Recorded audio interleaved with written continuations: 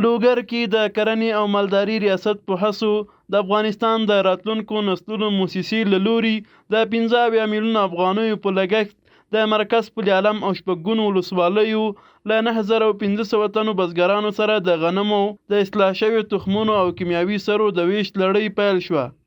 مسؤلین وایي چې هر بزګر ته یو بوجي د غنمو اصلاح شوی تخم او یو بوجي تور او سپینه کیمیاوي سره ورکول شوه.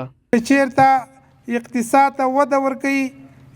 خپل اقتصاد بریالی کوي،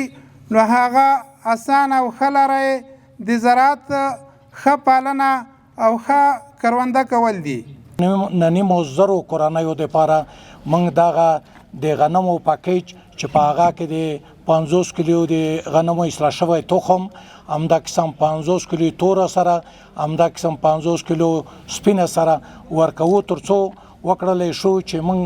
په خپل زراعت باندې بسیا شو. هر وخت کې مرستیال والي له بزګرانو وغوښتل چې له دغو اصلاح شوي تخمونو او کیمیاوي سرو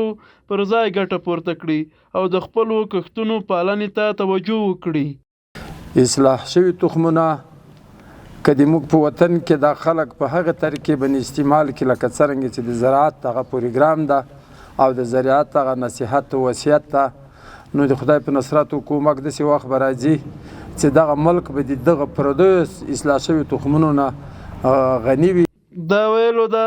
چې لوګر کې له دې وړاندې هم زرګونه تنو بزګرانو ته ورته اصلاح شوي تخمونه او کیمیاوي سرې ورکول شوي دي.